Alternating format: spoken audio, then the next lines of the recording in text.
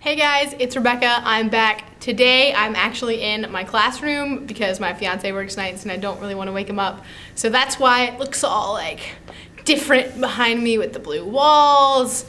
I painted this myself. So this is my classroom, so I decided to do my Top 5 Wednesday here today rather than at home. So let's get started. Today's Top 5 Wednesday topic is Top 5 Futuristic Books. So I chose the top 5 books that take place in the future, in a future that I would actually kind of want to live in, more so than the dystopian futures that are kind of scary and don't want to live in the Hunger Games because I would die. So my number 1 pick is Nurs Game by Orson Scott Card.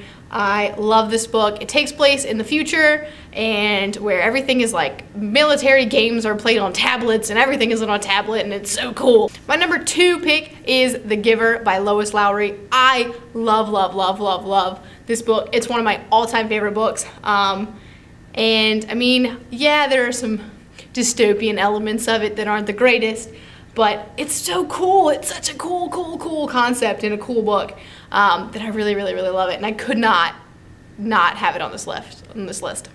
My third book is the Silo Saga. So this is the first book in that saga. This is called Wool. This is the omnibus of the first series, basically the first book in the series. That's by Hugh Howey. And basically the whole thing takes place in these silos underground. There's like communities down there, and it's really cool. It's a really cool concept, and I mean, you know, they're still living. It's not the greatest idea, but this is just such a cool concept that I had to mention it because it could happen. I could see it happening. Number 4, or I guess number 2 on my list because I'm counting down. So my number 2 on my list, I just finished. I just talked about it and raved about it. So you've already heard way too much about it. So that's Red Rising by Pierce Brown. Finally, number 1 on the list, Ready Player One by Ernest Cline. This is such a cool book, especially as someone like me who loves video games and loves this idea of just kind of immersing yourself into these video games worlds. This is just so cool, and I want it to happen just so that, I mean, I could teach from like my bedroom. It'd be cool. Yeah, I don't really want like the world to go all bad where everything's towered up and all the time and you're scared to leave your house, but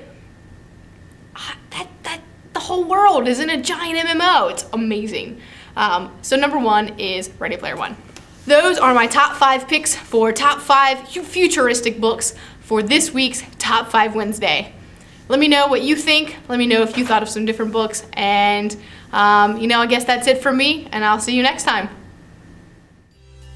Hey guys, it's Rebecca. It's the end of the month, which means it's time for my January wrap-up, where I'm going to show you all the books that I read over the course of the month and give you a slight description of each one. Now, I'm not going to go into full detail